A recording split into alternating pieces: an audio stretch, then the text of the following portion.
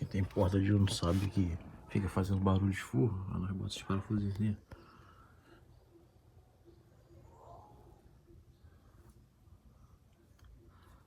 Nós botamos esses parafusos pra